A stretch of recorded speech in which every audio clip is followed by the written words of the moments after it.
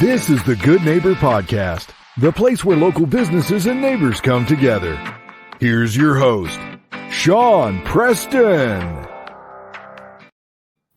Welcome, everybody, to another episode of the Good Neighbor Podcast. Today, we have another good neighbor on with us, and that is Mike James of Lilley Financial Group. What's going on, Mike? Oh, not much. How about you, Sean? I'm doing pretty good. I never asked you before we did the opener. Whereabouts are you? So I'm based in Barrie, but actually the home office I'm working out of today is in Thornton. So just south of Barrie, I guess. Just right around the corner. I play hockey there. Okay, nice. Do you play in the Sunday leagues or? I play in the Sunday Winter League there, just bottom of the barrel D League. You know, some guys can't take a pass. Yeah. That kind of stuff. But hey, we get out there for a good skate. It's always a good time. So yeah, I played in that for a number of years as well.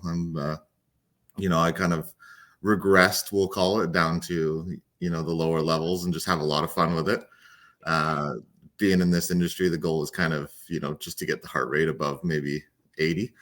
So, rather than sitting at a desk. But we have a ton of fun with it. It's nice, local. It's actually a bunch of friends from high school, which, is fantastic that we can all just get together, have some adult beverages on a Sunday and enjoy ourselves.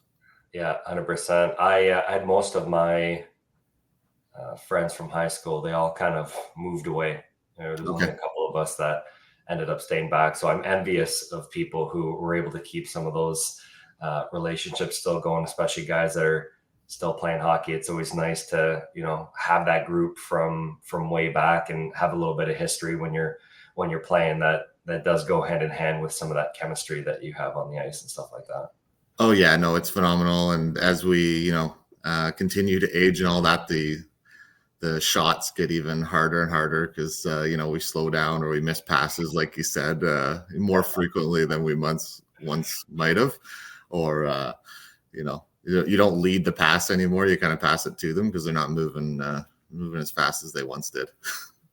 Yeah, I made the mistake for the first time since I started, playing hockey after you play your last couple of years there when you're still in high school. Yeah. And I was always kind of gear up for it, right? Just get out for a couple runs, at least get the body moving in some capacity.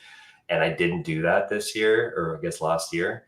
And I was like a dolphin on the ice, man. I was a dolphin mixed in with a Zamboni. Like I was clearing the ice for guys as just like a fish out of water, flip and take a pass, fall on my back. I'm passing from my ass, just sitting there. Like, it's terrible.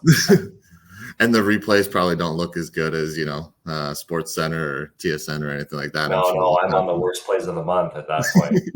Yeah, exactly. Oh, it's amazing. You go through summer and we'll get into, I like to golf then, but you get back into the hockey and like those first 2-3 games are just, 30 seconds feels like a lifetime. And it's like, get me off of here, give me water and, oxygen. It's like, wow, I don't feel like I'm this old, but man, it really catches up with you not doing anything. Yeah. 100%. Yeah. So I know from your title, but I purposely didn't go do any research. So I wanted to be just naturally curious. And I'm sure the listeners are chomping at the bit here. So why don't we dive into it? Why don't you tell us a little bit about your business, Mike? Yeah, absolutely. So our firm is Lilley Financial Group. So we do specialize in, providing personalized financial planning, investment management services. So, our goal or our mission is, to help individuals, families, business owners, achieve their goals through, strategic planning. We have the retirement planning. We do a lot of tax optimization and estate planning, and then a lot of risk management through, insurance and the other worlds that come with that. So we do have, a team. We're dedicated to building those long-term relationships. That's what we're looking for out of all this, and offering solutions for each individual's kind of unique needs, right? Everybody's a little bit different in the world.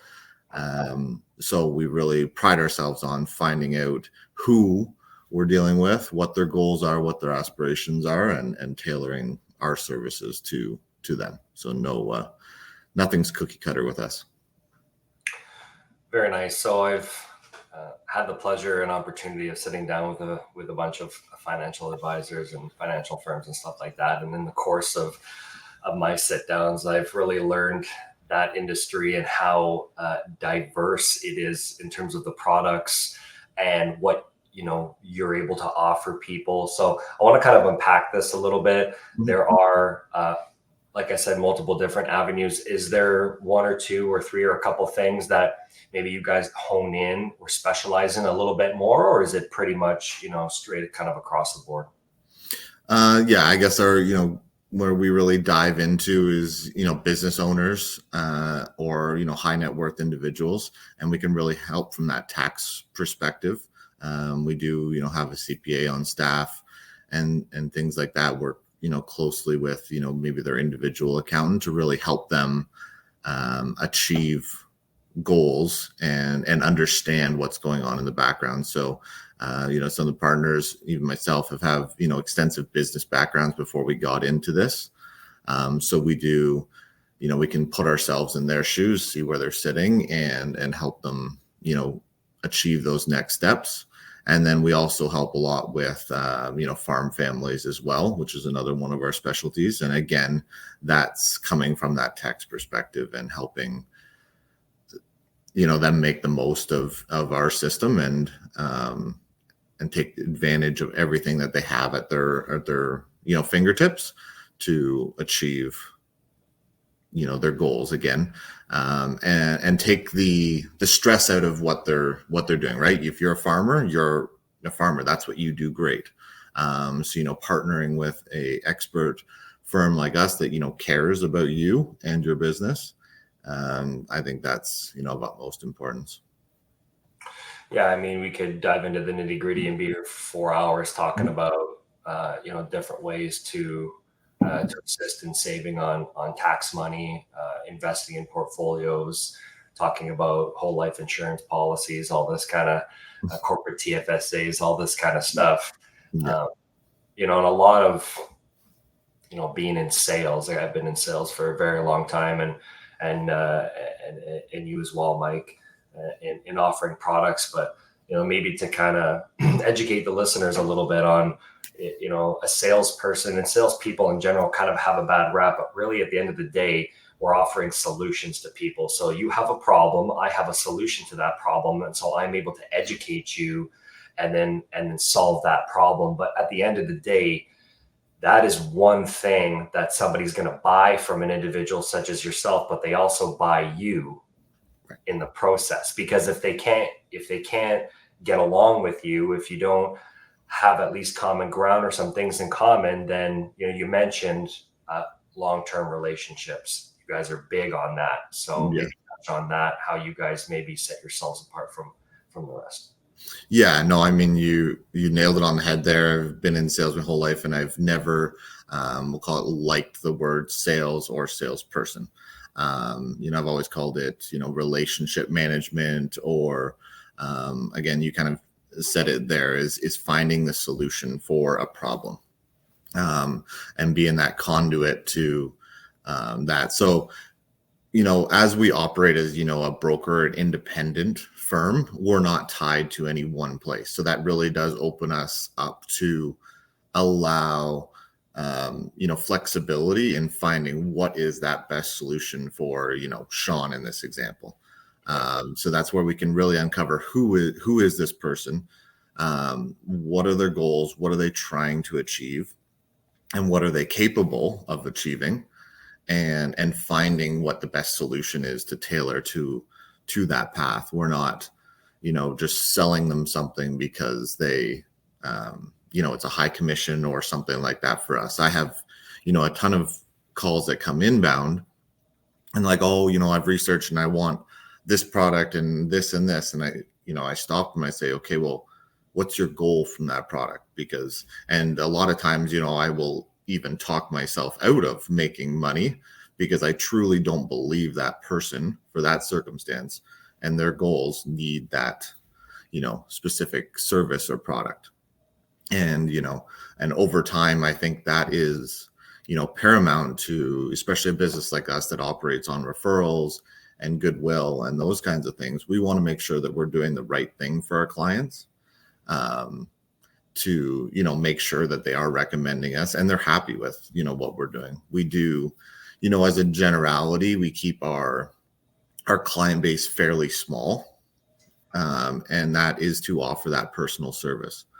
We want to be there. We want to answer phones. We want to, if a client has a question, we want to be able to dedicate time with them. We're not just, another number where a lot of these, big corporations and things like that will, even if we get into something more personal, like car insurance, those kinds of things where you become a number in the weeds. We pride ourselves in not being like that and not just selling you something for the sake of selling you something. So. Yeah, I'm a firm believer that you have to be, as a salesperson, you have to be willing to say the right thing and lose the deal. Yes. I'd rather say the right thing, what's best for the client, or tell them, you're not a good client for me, or the other way around. Obviously, not that it's something wrong with the person. It's just, I don't have the solutions for you. Right. And you have now halfway through the process given me this new piece of information that was not divulged at the start. And knowing that, this would probably be a better course of action instead of hiding that information and moving forward. It's the right thing to do in letting the client know. And there's not that many people that would be willing to do that based off of what we see out there.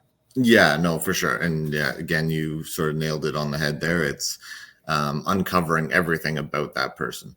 And they say, again, sales is 80% listening and all that. But again, just getting to know anybody. And similar to your business, 80% is listening, right? And finding out, what drives that person, what makes them, their turn crank or crank turn or whatever the saying is there that I'm missing, right? That one, what motivates them, because if you can't find that, then you're not going to be a good fit for each other in the long run, right? You have to relate to that person and be able to help them and understand what you're doing too. Because as you said, we could dive into product, services, all this, and it would take hours upon hours, if not days upon days.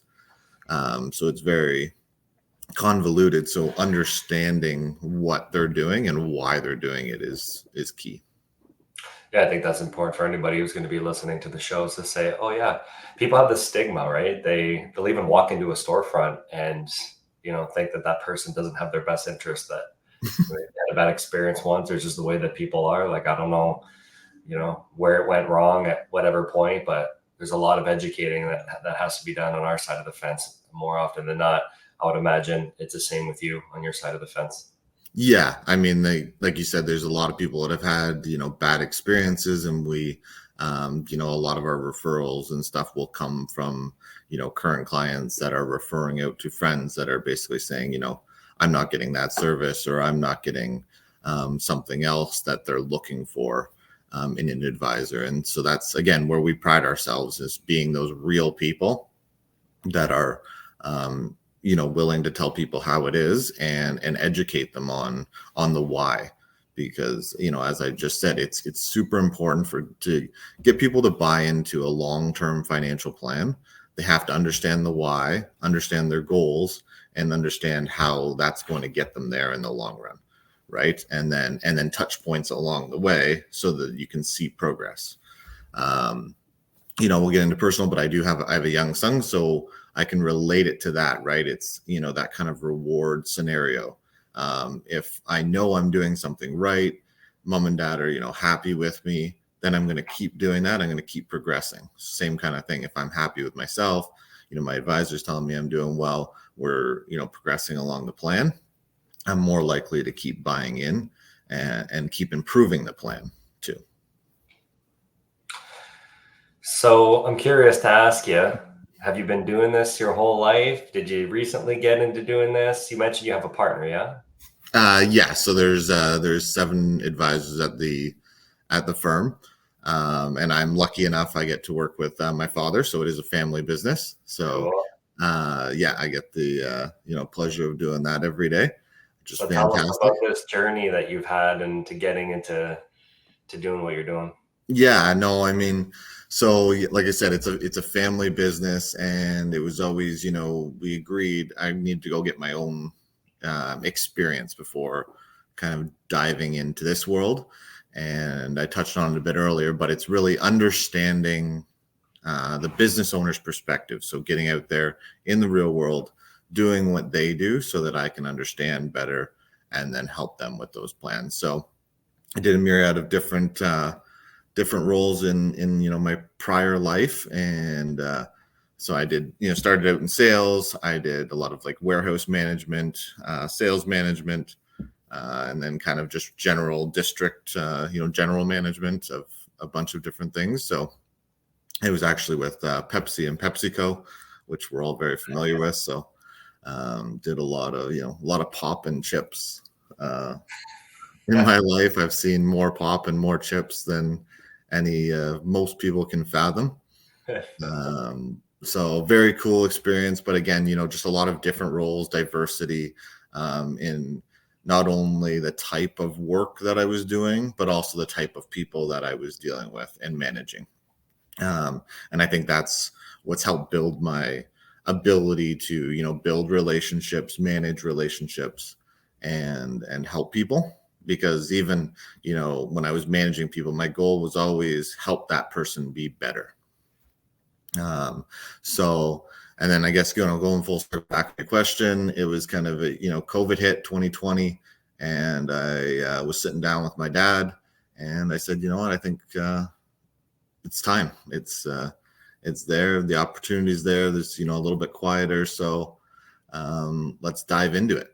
And I've always had, that passion for helping people. And it was just a never ending opportunity for me to eventually make it here. So when I made that decision, I jumped right in, 2 feet, and I passed all my, initial licensing, and then wrote my certified financial planner designation. So, one of the prestigious designations that comes with our industry. Very rigorous schooling and testing process.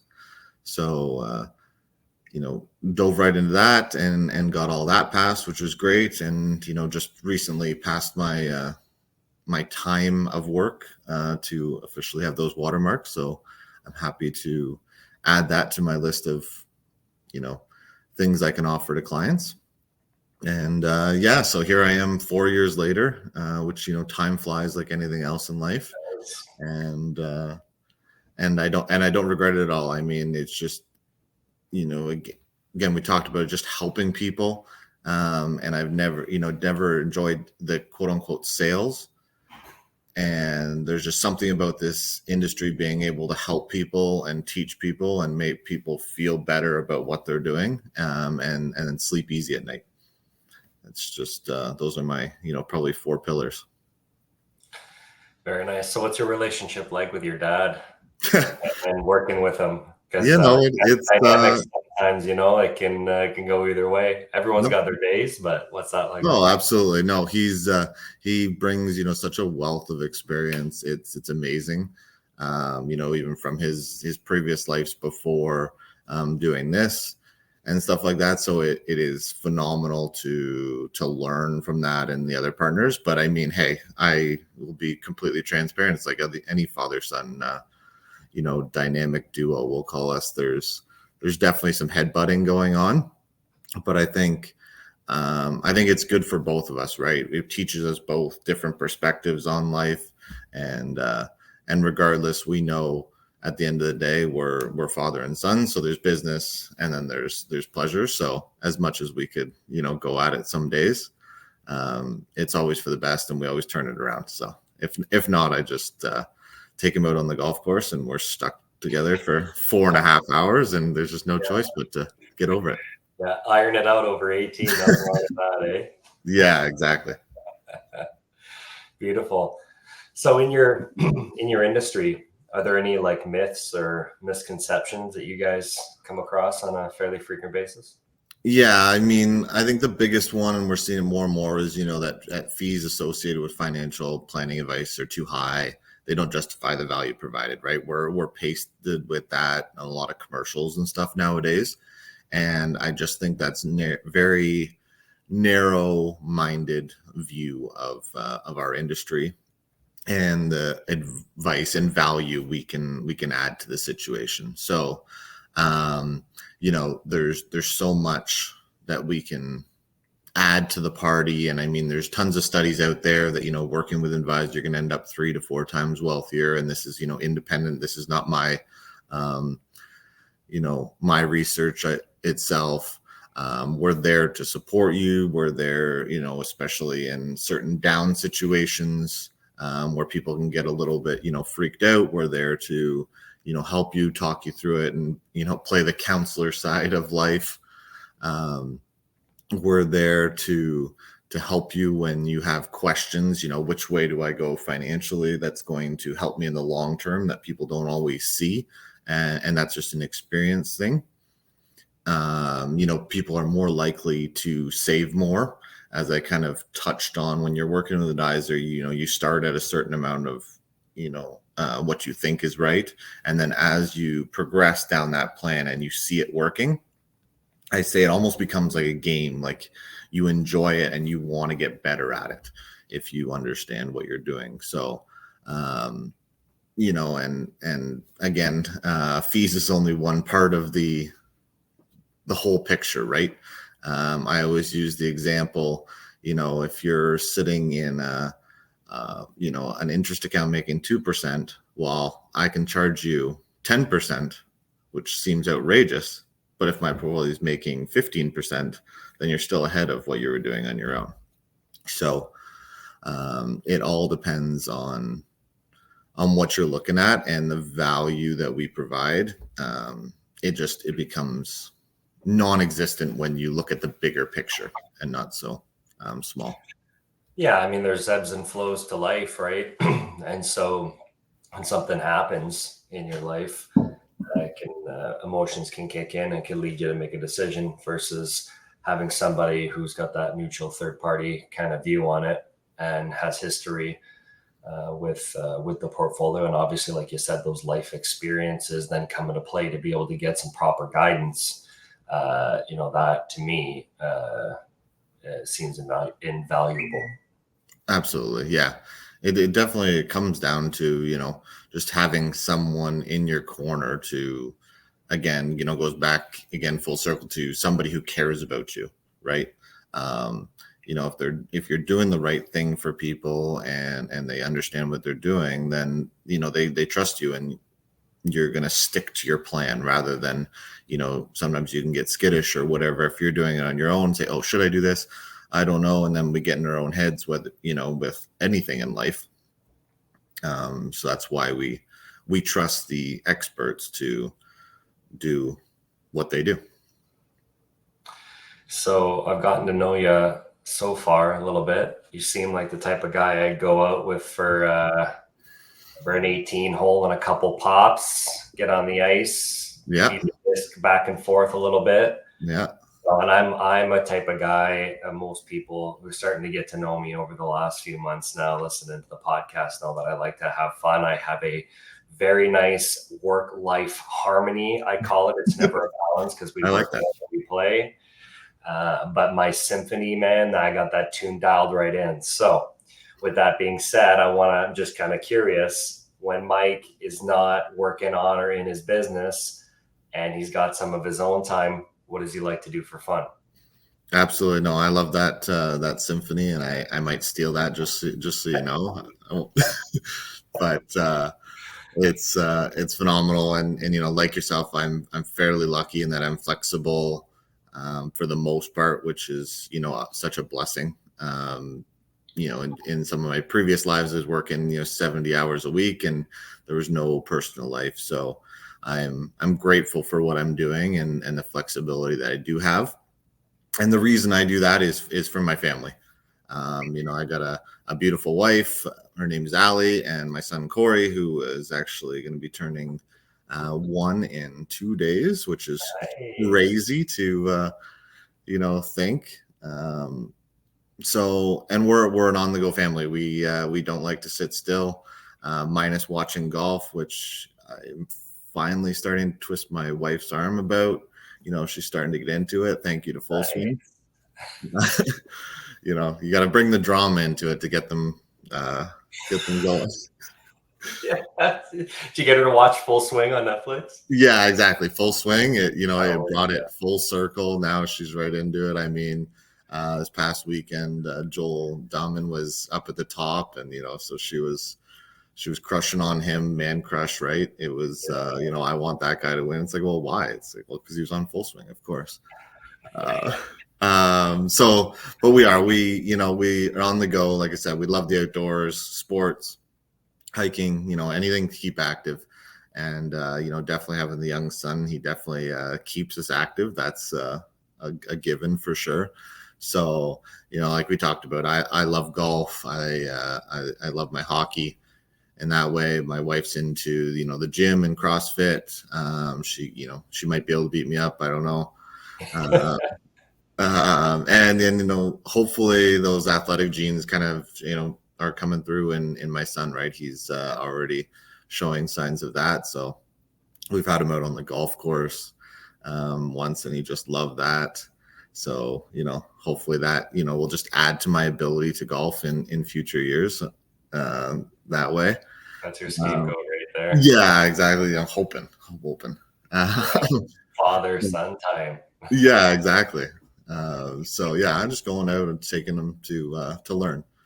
But and then what, as nerdy as it sounds, I'm a lifelong learner. Like I enjoy learning about not just my industry but just life in general. So I'm a big sounds cliche, but the self-help books or those kinds of things. I am so I get the Audible going and listen to that when I'm in the car. And just little things that I can do to, make myself better in general. And then giving back to the community. Again, right. It's, I like helping with a lot of local charities, participating in the events, and just, being out and about is what keeps me going every day. One of those people, I have to be doing something. I have to be social. And helping other people. It's in my blood. It's in my nature. That's what keeps a smile on my face.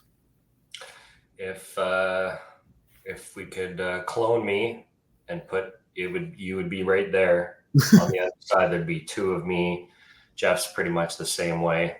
Yeah. And how we carry ourselves, what we believe in, and we're pretty big on the learning. Very big on the learning, very big on being involved in the community and what we do outside of the show and stuff like that. So love to hear it. I'm also very curious if your son ever let you sleep, because, it's like flipping a coin. I feel like some people get it. They get lucky, they flip the coin and then the kid just is perfect, sleeps all the time. And then living hell and nightmares is on the other side of that coin. So, yeah. So I came on the show for good publicity, and this might actually give me bad publicity because we were spoiled. He's a phenomenal sleeper. I think he started sleeping through the night around, 2 or 3 months, and, minus the odd hiccup or teeth or, a cold or something. He's 7 to 7. It's, we are the anomaly.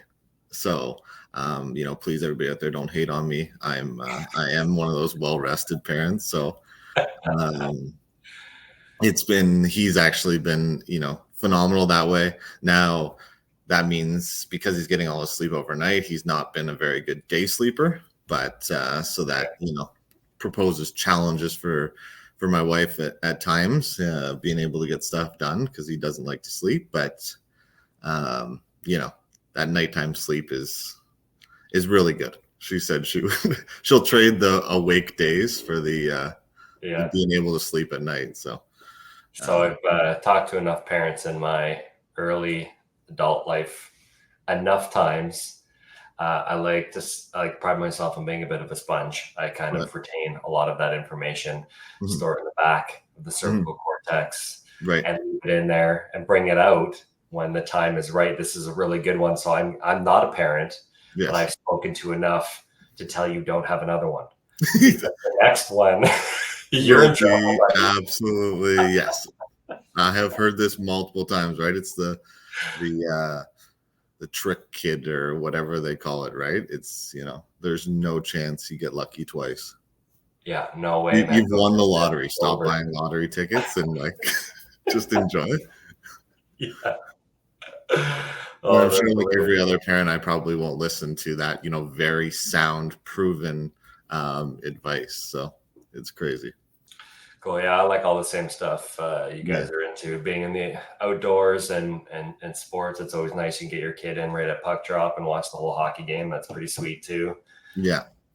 We do a lot of camping as well too. We're big on camping and fishing and stuff like that. I've done that a few times already this year, and we've almost got every long weekend dialed in for a type of camping trip, or try to always incorporate fishing into those kinds of weekends and stuff like that. We're trying to take an extra day here or there so we don't have to deal with the traffic, and it worked out beautifully. We're like 5 hours north of here on the long weekend. We had that perfect weather. Other than the black flies, they pretty much carried us away.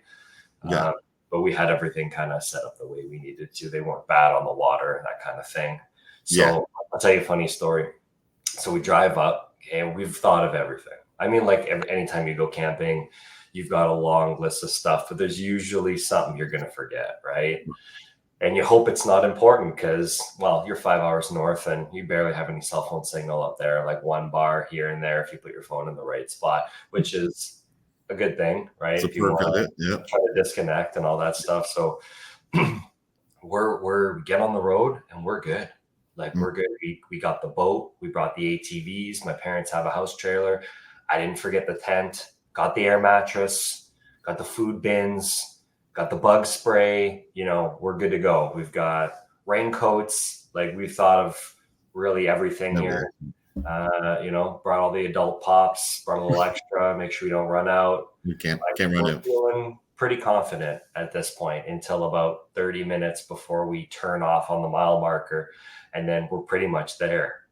And my dad bought walkie-talkies this year. So we have 4 of them. So we can leave one at camp and then 3 boats can have walkie-talkies. Nice. As I bring my dog.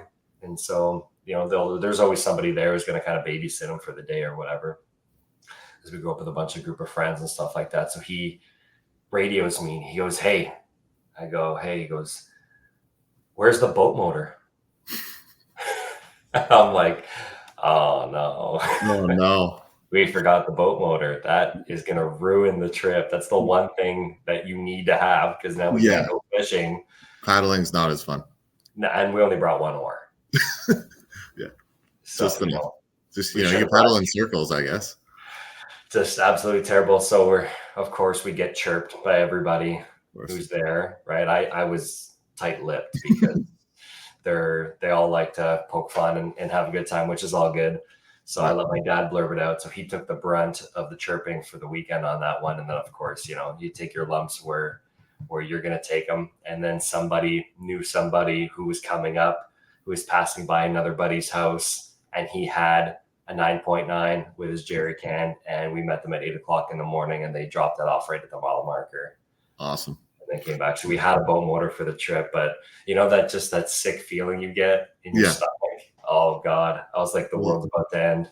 Yeah, and it's so funny, and like you do that, right? And you're like, I've got everything, I've triple checked, but I've still got that gut feeling. There's got to be something I'm missing, but I can't see it. And then, it's hilarious. It ends up being something like a boat motor, My dad put it in a different spot and tucked it between these 2 cabinets. It's a really nice spot because it's out of the way, which is a part of the problem. And we're in there the day before, and he's like, "We should move that. We're going to forget it." And then I'm just like, "You can't forget the boat motor. It's there. I didn't think anything of it. We should have pulled that out." And guess what? We forgot it. Yeah. That's like putting, a receipt or something in a really smart spot at the time. And then when you're going to look for it at tax time, it's, had to have been a smart spot. Like it's got to be in one of these 3 spots. No, it was in, 5 or 6 that I'll never think of again. Yeah. You find it like 2 years later. Exactly. Yeah. Oh, that's the one. So yeah, no, camping's awesome. I did, I like to fish when I can, but don't get as much time. Golf kind of takes over, but we're actually doing next weekend. We're going to try out at the KOAs. They have these cabins Oh, nice. Yeah. that you can camp in. So actually, my brother and sister-in-law, have done it a few times and highly recommend it, especially with the young guy. Right. Just having a little bit more, we'll call it Like third comfort. world amenities. Yeah, a little more amenities. Yeah. So, and just being able to, put them in somewhere. So, we'll try that out next weekend. I'm really excited to do that. Well, there's a big group of people going, so it should be, a good time. And I guess that'll be our first camping experience with him. So, nice. You'll have to party like super hard, just train his mind to sleep. Yes. Well, there's lots of noise going on, right? You got to keep at it. Yes, exactly. And then, it'll be who's feeling better to take care of him at 7 o'clock in the morning. That's always the problem now. It's, now I'm like, I'm a 7 to 7 partier. I've really changed my dynamic. Right. So I get really revved up from, I just start a little bit earlier, go through lunch, and then I'm ready for bed by 8 o'clock and that now. So I hear you. My turn's coming up not too far in the distant future. In the next 3 years, I'm sure I'll be right where you're sitting. So I'll take my licks when they come my way. Yeah, no, exactly. You definitely adapt, we'll call it, to a thing, and realize that certain things aren't worth the pain next day. And it's like any job, you got to show up for it regardless. So I always talk about my wife. I'm going to do the crime, then I've got to do the time and wake up and not be a lump on the log the next day if I was out golfing or whatever and had a couple extras, maybe we'll call it. Then I've still got to wake up and be running around the house and screaming and yelling and having a great time. Nice. So sometimes in life we pick a path, right? We always pick a path that we think is the best path for us, and sometimes that path changes because Mother Nature or life, let's call it life, maybe not so much Mother Nature. Sometimes she'll get in there, but life will kind of pull us or push us.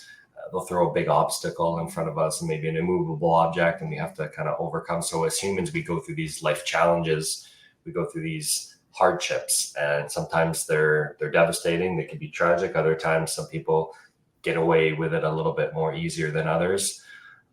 But what's kind of always, I guess, I've been fascinated with is how humans really do have this capability of being able to overcome, these hardships, these life challenges, being able to either trust the process or see the glass half full, holding on to silver linings, carrying hope with you, having a higher why, to be able to get through these and continue to live on in life. And so I wanted to ask if you've ever experienced a hardship, a life challenge that maybe you overcame, maybe made you better, made you stronger, maybe some silver linings from it.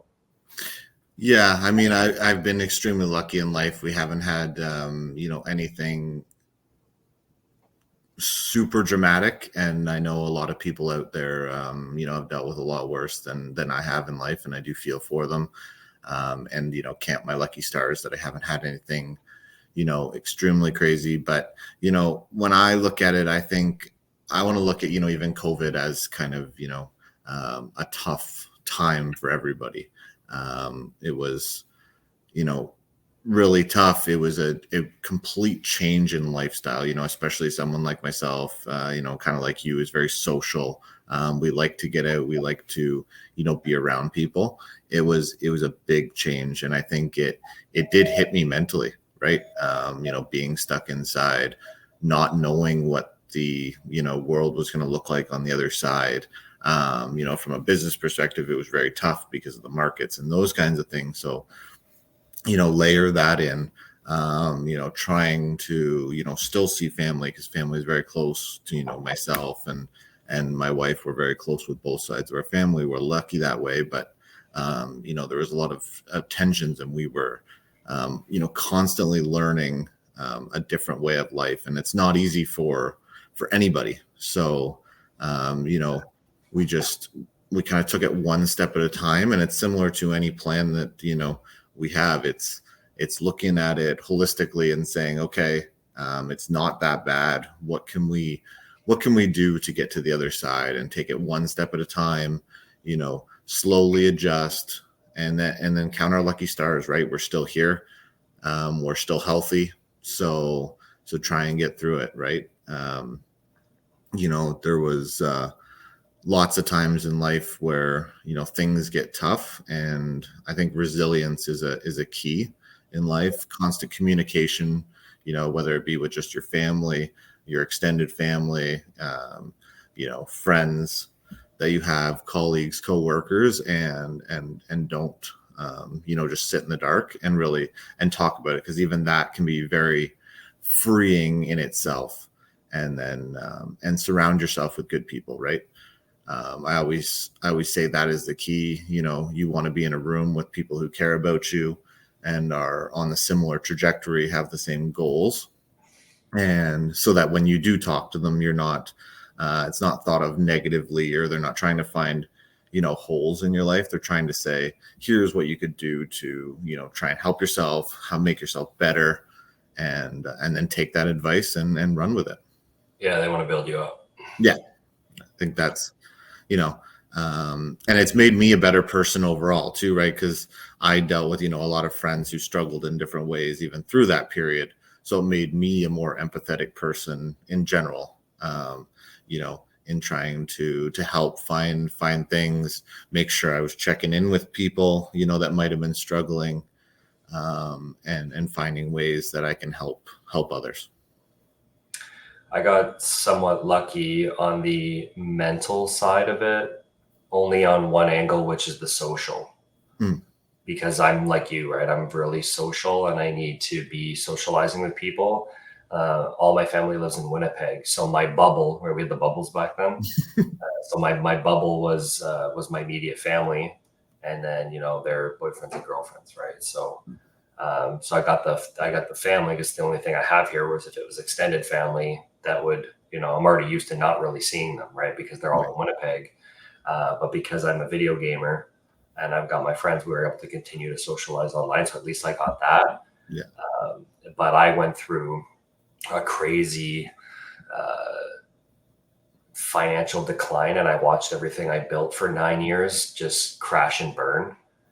I started with an automotive marketing firm in 2013, and we built it up to like a $12 million business, 25 across the board. It was really cool. I learned how to be a sales leader, managing a really large team, or like 50, 55 people at the height of it. Yeah. And then, like, that company's not even around anymore because COVID ruined the microchips. The microchips go into, like, Apple takes 60% of the microchips out of Taiwan. The automotive industry takes 20% of that, and then the whole world gets it before Canada does. Of course.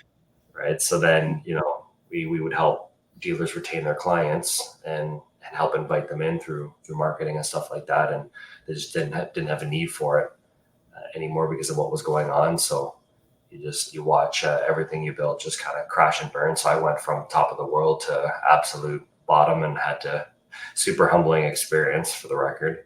Yeah. And then had to build my whole life up back from absolutely nothing. So midlife crisis at 30, 32, 33. Yeah.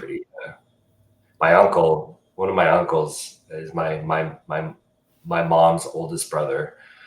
I was in my late 20s, and he lives out in Ottawa. He's the only one other than us who left Winnipeg. Everyone just stays there. It's like a thing. I don't know. But for one winter, and you're like, why did you stay here? But they stay. Yeah. And it's a funny thing. And I remember him, like, passionately talking to me about how his 30s was like the best time of his life. Like, when you're a sales guy and then somebody sells you hard, like, we are the most susceptible people to getting sold. Oh man, he did a number on me. Like, one of the guys who ever did a number on me was my uncle. And he's like, in your 20s, you don't know what you're doing. You're kind of figuring it out. You make a lot of mistakes. And then in your 30s, he's like, you just dial it in. He's like, you know what you want. You've got, maybe you're starting a family, or you already got one going, and you got your house and you got all this stuff. And And that's really, you're still young enough and you got your energy and all this stuff. And then he went through, the 40s and 50s. He's in his 60s now. And I'm like, yeah, 30s. This is going to be great. A couple of years from now, literally, I hit 30, COVID happens. And worst thing ever. Yeah, my 30s is sucked up until about a year ago. Yeah. Having to battle through that. But to your point, lots of turmoil out there. A lot of people got the short end of the stick on that one. I was one of those, so I can sympathize with everybody. Yeah. That kind of stuff. No. And so I'll tell you a funny Winnipeg story. I hope you don't take offense to being from there. But so the people I bought my house off of were from Winnipeg. And then a year later, after being, I guess, it could have been the fact of COVID hit, because that's when I bought it in 2020, was they moved back to Winnipeg after a year of being in Ontario. And I remember vividly saying, why in the world would anybody want to go back to Winnipeg after you got out? So no offense to anybody from Winnipeg, but yeah, I do remember saying that about it. The winters are a lot longer, but it's a different type. Like we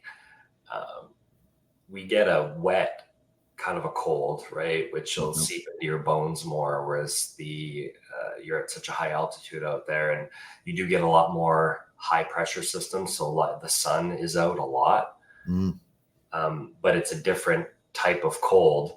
Mind you, it gets a lot colder from that perspective, but not that, the wind chill values are really high, but it's not that bone chilling stuff that we get here. And now it doesn't really get that cold here. Last couple of winters have been super mild. If anybody's a snowmobiler, they know what I'm talking about.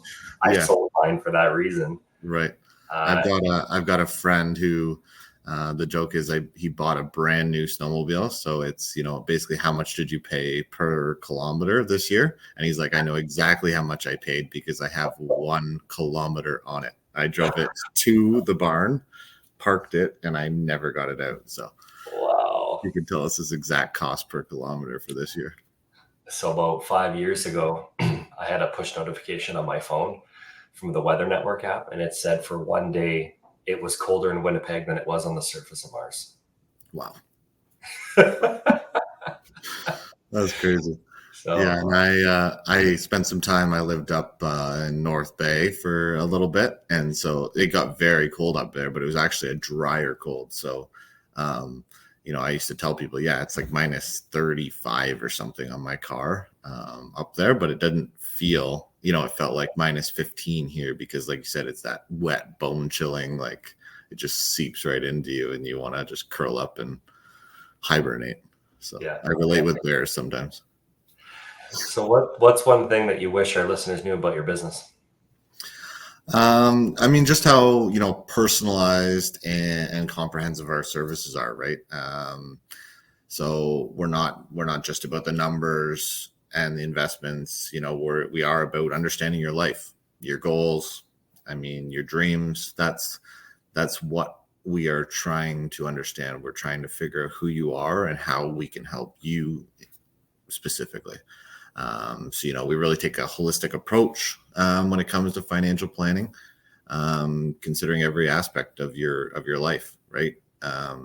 And truly, building a long-term plan that's going to benefit you. So, we're really trying to commit ourselves to be your trusted partner and help you for the long term. We're not just, kind of get in, get out type of place. We want to become, quote unquote family. That's how we treat all of our clients. We look at them as friends and family, and provide clarity and confidence in their financial future. So, very well said, ma'am. And for those who are listening or watching, and they're interested in wanting to know a little bit more, get in touch with you. What's one of the best ways that they can do that? So definitely, our website is www.lilley, Lilley, FG as in financial group.ca. Now you can check out our whole team and hopefully pick me out of the group of, the mediocre looking fellas there. I'd be happy to connect with anybody on Instagram, So it's, Mike James .wealth management is my Instagram. Happy to connect there, and would love to chat with people. We always say, we're open to, a free call. Let's connect. Let's see how you're doing, and we'll be the first people to tell you you're doing great. Keep on that track and keep doing what you're doing. So, but like you said, I like knowing that people are on the right path. So, having a look and steering in the right direction is what we're trying to do. Beautiful, man. Well, thank you very much for coming on the show. That was an awesome conversation. I think people have a really solid understanding of who you guys are, what you guys are all about. We meet special people from time to time on the show. We classify you guys in that category. Stick with me on the other side, but thanks a lot for doing this. Yeah, no, thanks, Sean. I appreciate your time, and thank you very much. Anytime. Thank you for listening to the Good Neighbor Podcast Midhurst. To nominate your favorite local businesses to be featured on the show, go to gnpmidhurst.com. That's gnpmidhurst.com, or call 705-413-3775.